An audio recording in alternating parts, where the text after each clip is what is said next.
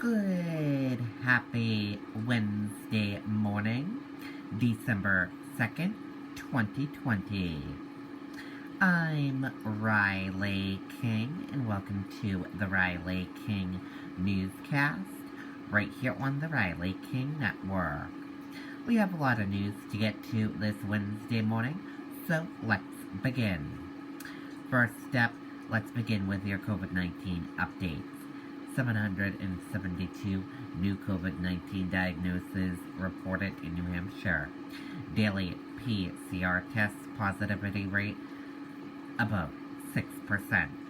There have been 21,766 known coronavirus cases since the beginning of the pandemic in New Hampshire.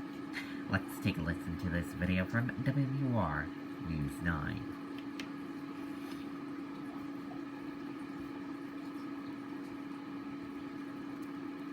Tractor has been in our family since 1955, when great-grandfather Curly and our grandfather George decided to sell tractors out of their barn.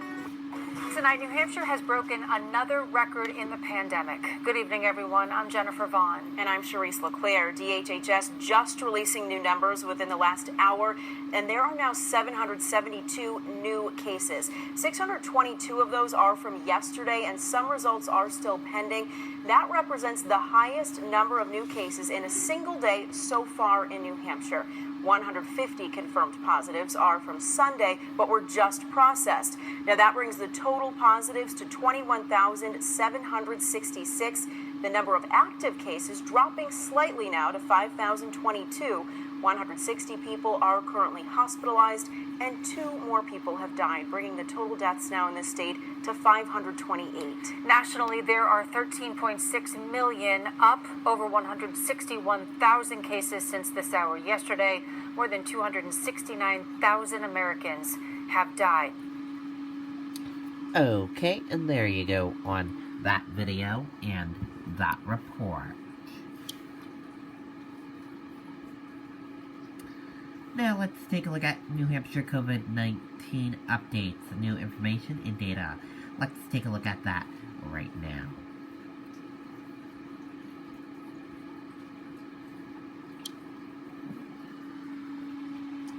And here is a look at that information for all of you right now.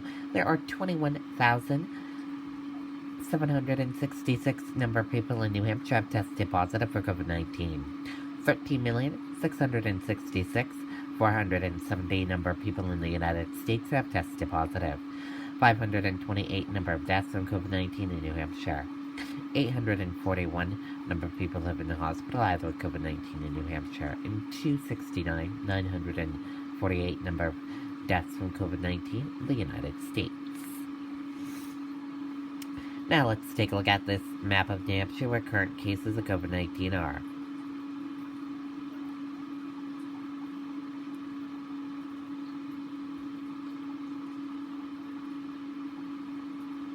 Manchester, 956 current cases of COVID-19. Let's take a look at this map of New Hampshire where total cases of COVID-19 are. Manchester, 4009. And now let's take a look at these 3 charts here. Let's start with the first chart here. New cases each day in New Hampshire in the purple. Daily new positive COVID-19 cases. Orange, new hospitalization. And red, deaths.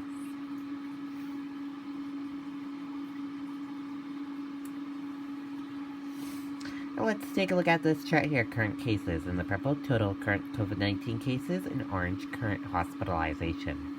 Let's take a look at this chart here. Total cases in the purple. Total positive COVID-19 cases. Orange, total hospitalization.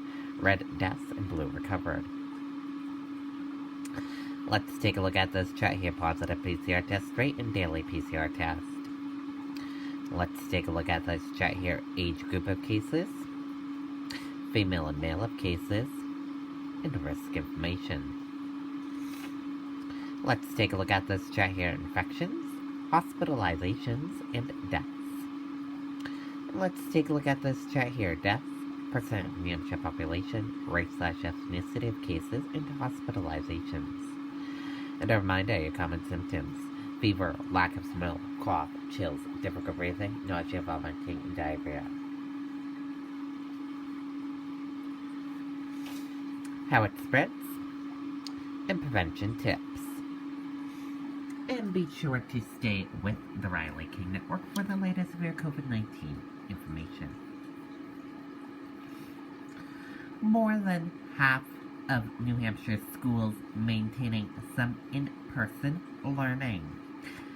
Experts maintain spread is not happening inside schools. Let's take a listen to that video from WUR News 9, Jennifer Crompton.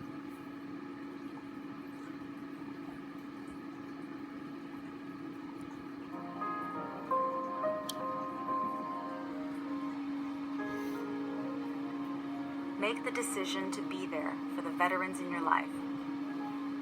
Learn more at BeThereForVeterans.com. Portsmouth is one of many school districts trying to maintain some in-person instruction in this ongoing pandemic. While its model is hybrid, situations within the district can vary. The high school still mostly remote after a cluster, and recently a middle school group shifting to remote because its teachers had to quarantine. We had a student who had tested positive who had been in the school and had, again, by the definition of close contact within 6 feet for more than 10 minutes for each, I think, 4 or 5 different teachers. Resulting disruptions are unfortunately common as COVID numbers rise. Adding on to going remote, not going remote, going back and forth from in-person, hybrid, etc., now we have educators and school staff who are actually doing the contact tracing, and that's not right. The president of NEA New Hampshire with some suggestions, including about the upcoming vaccine.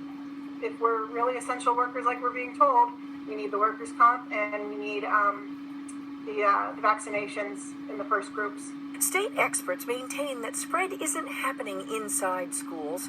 Epping's superintendent says it's had little disruption, able to maintain in-person teaching because of its precautions, impacts on staff coming from outside.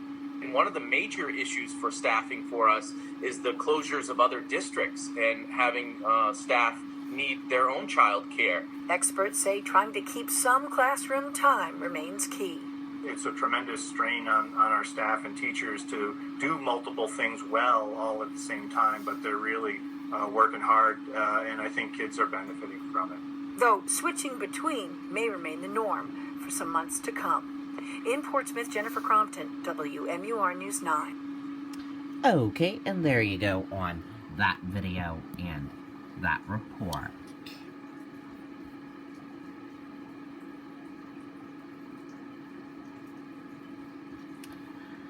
$98B relief package proposed by bipartisan group of senators. Relief aid earmarked for small businesses and unemployment insurance. Let's take a listen to that video from WMUR News 9, Mike Cherry.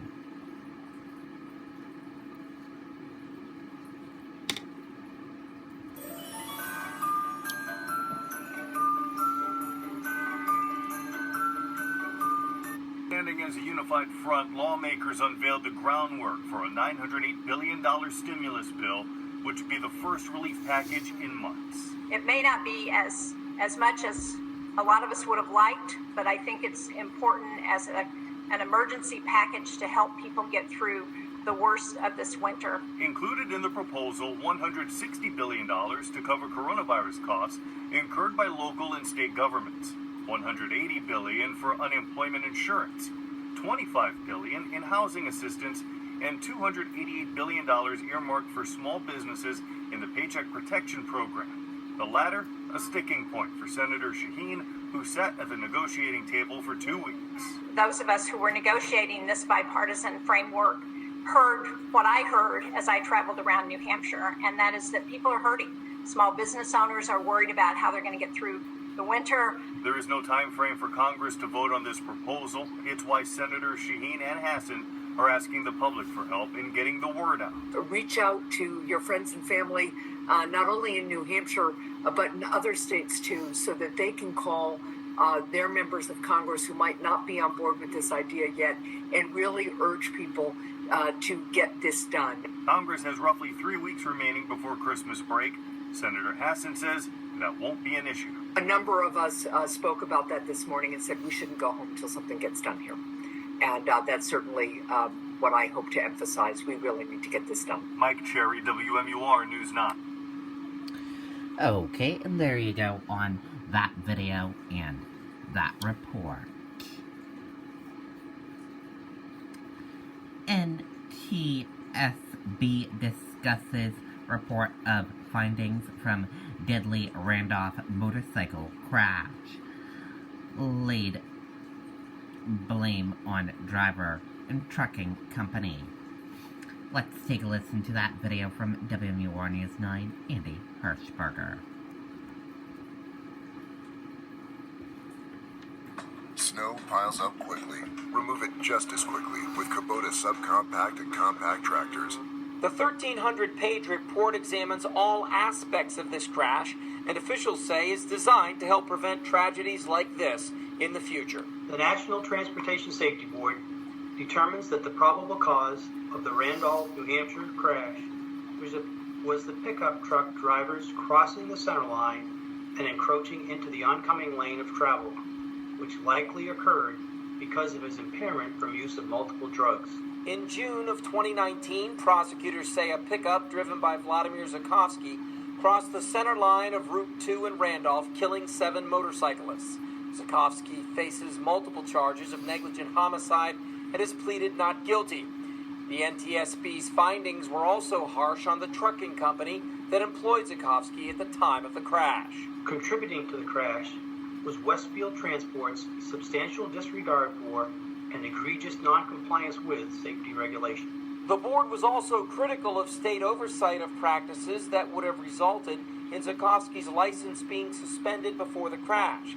They also made some general recommendations about motorcycle safety features, but recognized that had little impact on this case. This crash was caused by an impaired driver in a combination vehicle crossing the center line and striking the motorcyclist.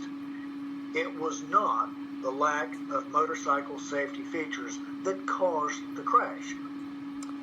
Chairman of the board also sent condolences to everyone that was affected by this crash. Reporting live, I'm Andy Hirschberger, WMUR News. Okay, and there you go on that video and that report.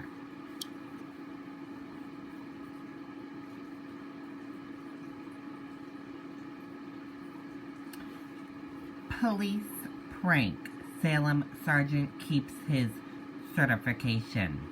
Suspended Salem police sergeant has kept his certification for police work after convincing a certification board that a high-speed chase in 2012 was a mere prank that Venture Salem police officers play on rookies. New Hampshire Turnpike traffic fell sharply over Thanksgiving weekend. On the holiday itself, the state's Easy Pass system at 8 toll booths on the Turnpike system registered 118,000 trips, which is less than half the 265,000 trips registered at the same tolls on Thanksgiving in 2019.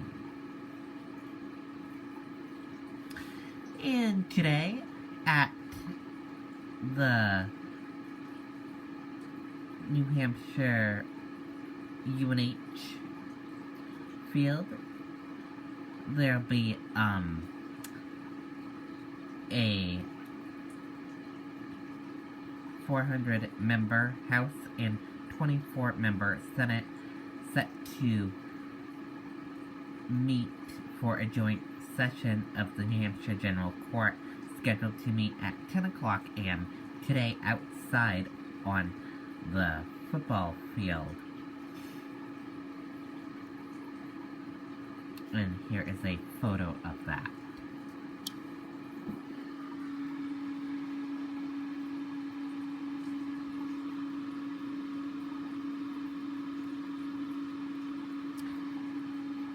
On UNH 50-yard line, chairs of 400-member House and 24-member Senate are set and ready for tomorrow's historic open-air joint session of the New Hampshire General Court, scheduled to meet at 10 o'clock a.m.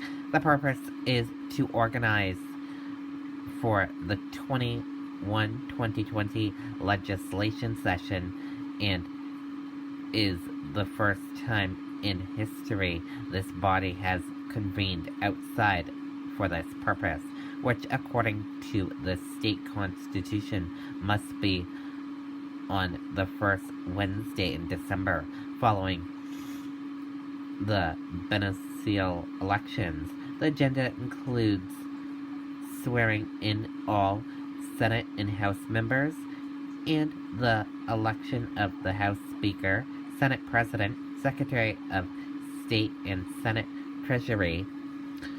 The decision to hold the meeting here was believed to be safest, all things considered, due to the recent increase in COVID-19 cases. And the event will be live streamed at this website right here.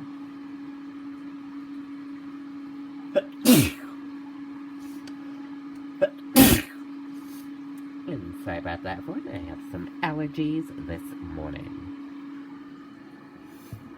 And that does it for this morning news report right here on the Riley King Network. I hope you all have a great rest of your day, and I'll see you back here later on today for another newscast. Thank you for watching this morning newscast. Have a great rest of your day, and goodbye.